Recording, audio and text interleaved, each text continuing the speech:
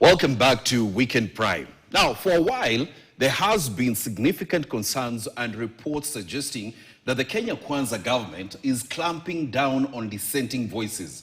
Over the past week, Police Constable Hiram Kimathi has made waves on social media for refusing a police transfer order after publicly criticizing the government's stance on using lethal force against protesters. Kimathi has become a symbol of defiance against what many perceive as the government increasingly cracking down on dissenting voices.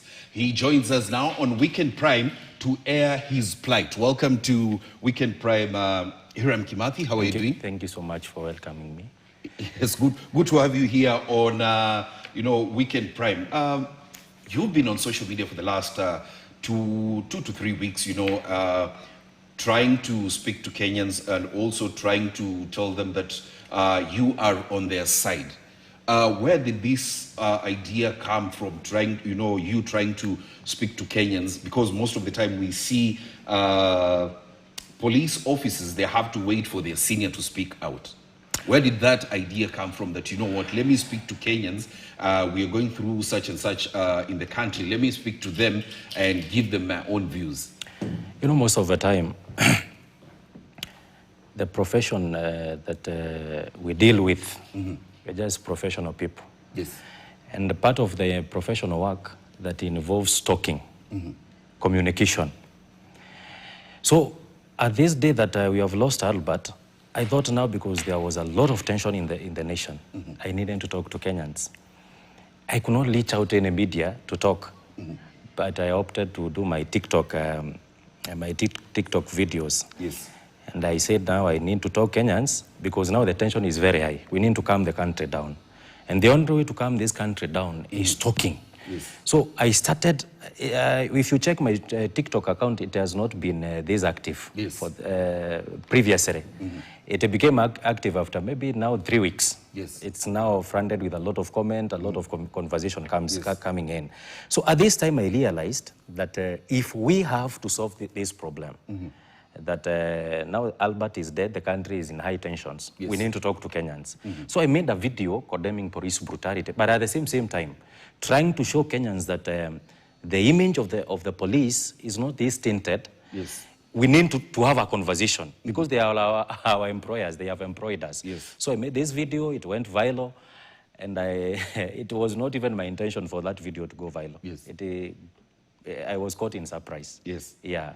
Do you believe that the relationship between civilians and the police has gotten to a place where Kenyans no longer trust the police force, or rather the police service? Okay, on that question, I'll say that yes, it has gotten to that level, whereby now the public has no trust with the police because of the previous occurrences that we have been having between the public and the police. If you see an instance whereby now the public is burning down a police station, it means that they are angry of something.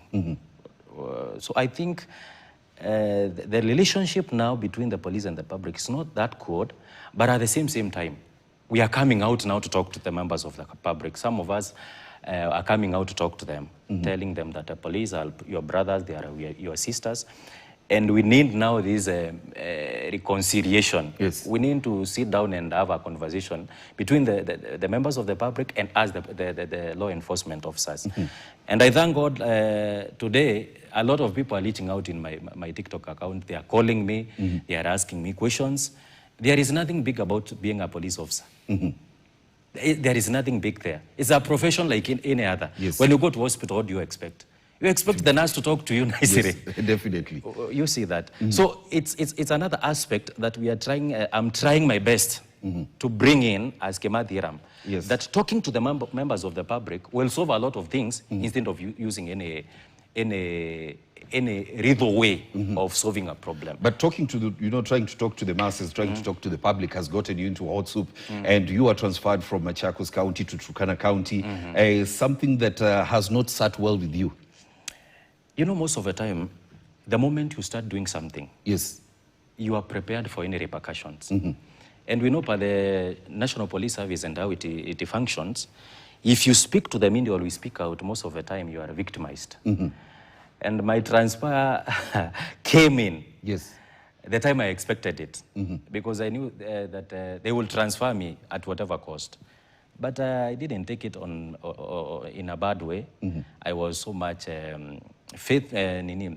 I thought that if the National Police Service can transfer me to Tondonyan, yes, that is in Turkana County, 180 kilometers from Rodwa, yes, because of speaking out, it shows that 100% there is a big problem in the National Police Service. I think the IG could have used me as a voice in the National Police Service. Yes.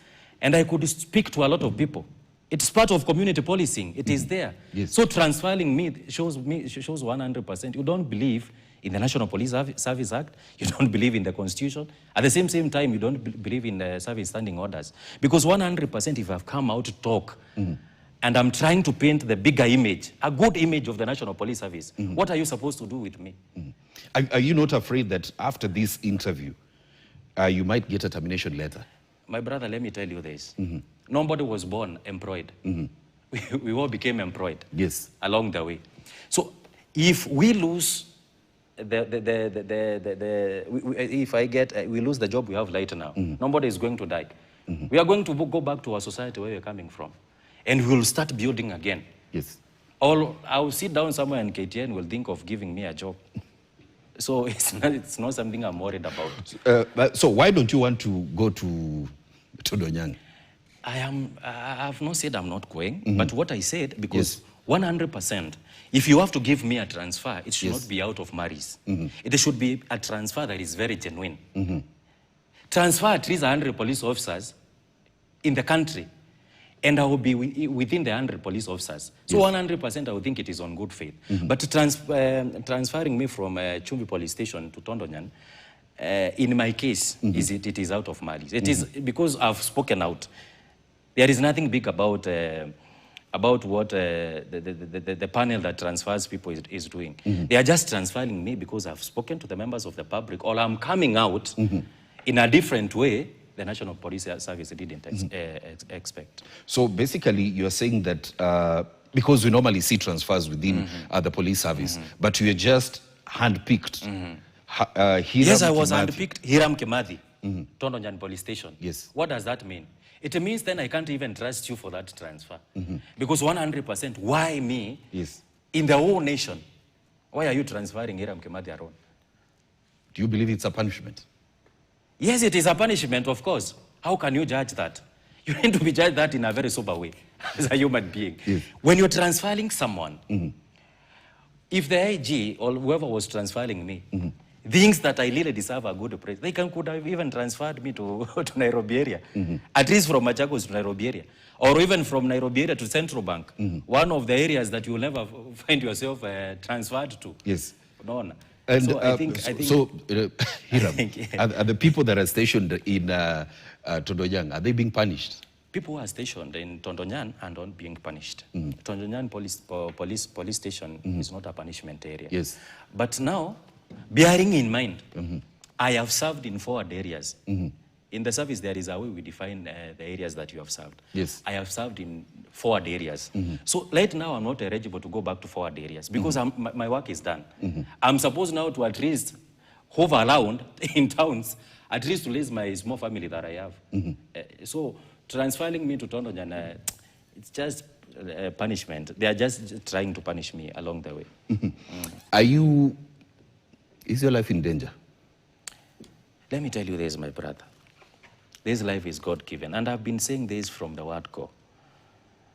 My life is not mine. It's in God's hands. And I believe nobody can take my life because of speaking. That would be so bad. If you can just take a life of a police constable who is just talking to the nation to bring peace, peaceful cohesion. If you take a life of that person, I think that is I think even God can't forgive you because of that. Because I'm not a threat to anybody. I'm not a terrorist. I'm just a man who is speaking out. So why should you have a problem with a man that is speaking out? You shouldn't have any problem with a man that is speaking out. So my life right now, I can't define it in danger. But whoever want to to fight it through with me, I think you will be fighting the wrong person, because I don't know violence, I don't know fighting, I just know talking. Yes. Good that you've mentioned that you don't know violence. Is the police force using, force beyond measure? And is this something that you know? I want to be very clear on this. Yes. Every statement I'm making in this department, in this bulletin. Yes. These are my own observations. They are my own ideas. Of course, it's not. I'm not speaking. It's not the position of the National Police Service. Yes, I can agree with you 100%. The National Police Service police officers, most of the time go an extent of using excessive force. How do we define force? We define force by the work that you are supposed to do. And we have been trained, we have gone through training. We know when to use the lethal force, and we know the moment to apply lethal force. The moment you see in the Constitution, it has been defined as excessive force. It means 100%, you have gone way beyond the necessary force. Yes. Police officers are limited in terms of force application. They are limited 100%. So a police officer is supposed to weigh the situation. For example, like demonstrations. Yes. Demonstrations, we have force that is needed. The force of a tear gas canister, the force of a water cannon, the force of the rungu that you see police officers are having for crowd control and stuff. Yes. That is the minimum force needed in the crowd control in mandamanos. But when it comes now to terrorists, and the work a lot of police officers are doing in Northeastern, at that time we don't require tear gas or water cannon. We need lethal force. That's why we have all kinds of machines to apply during that time. Let me pick your mind on something. 2 days ago, on Wednesday, President William Ruto, gave an order of shoot, when we're having these demonstrations, shoot to disable, something that can also kill. What are your thoughts on that? And this is not the first time we are having such an order. Remember, we had the CS4. Let me tell you this, my friend. Yes. We have a situation right now for the last 1 week. I think 2 weeks now, we have been talking about force. We have been talking about bullets. We have been talking about people being shot. This is my thought. As a head of state, you need to be extremely careful on the ones that you pronounce. Why? Because you are speaking to people who voted you. 50 million, we can say even 7 million voted for you. But when you say shoot as a person, being the president is a symbol of national unity. It has a lot of things. So at that time, whoever is supposed to be talking about these things is platoon commanders, people in the lower level. But as a president, you need to be very careful on that. Why? Because people, maybe what the president was saying in good faith, but at the same time, there is someone who will take that thing and use it in the long way. So anytime shoot any place of the body, it is not supposed to be there. Let me say this. Don't ever, and I'm speaking to police officers wherever you are, please kindly, let's not shoot anybody. Let's not shoot at this time. Because the tension we are having in the nation today, if you shoot one person, you know the aggression that will come in. Definitely. So we are requesting that let's not shoot. Let's, at whatever cost, try our best. Because still, there is a time you are told in the service standing orders or in the loyalty drills, at least maim that person, maim the gang raider. But at the same time, still, any part of the body that a person is shot will lead to death. Excessive bleeding can happen. Yes. If you are shot in the middle of at the center of the CBD, for you to be able to access a medical facility, that means you bleed to death. So, this time of the day, of the week, of the year, can we please kindly avoid these ones? Shoot to kill, or shoot any part of the body. It's not even necessary. Former Deputy President, that is Rigathi Gachagua, said we have kill squads in the police service. Do you believe that we do? Let me tell you this. Yes. These are another questions. You know, the government should come clear on everything. If there is any killer squad in the National Police Service, yes, then what the government is supposed to do? It's supposed to come out clean. We are not the one who is doing abductions or killings. So the government, because it has all the instrument of power, will go to find out who is doing this. And finally, they will come up with the one who is doing that. And it is so much unfortunate. We are not coming very clear on this issue. Because the members of the public need to know. Yes. If the killer squad, because I've not encountered one in service for those years I've served, I've not seen a killer squad in service. I've seen specialized units in service. Yes. That is where we have the SOG, we have the REC, we have a lot of specialized unit in the service. I've not come across any killer squad like the Kwekwe and the Mongiki staff. No. But I think most of the time, the government should come out clear in terms of security, in terms of talking to the members of the public so that they can know and be aware this is a unit that has been established to tackle this kind of What next for Police Constable Hiram Kimathi? What next? It's another big question. Yes. But what next is that I live each day by the grace of God. So when I see tomorrow, that is the time I start planning. Because every day, to me, I don't plan much ahead. I just say that God give me grace to live tomorrow by faith. So when tomorrow comes in, I'll know what to do next. For now, I'm just a police officer.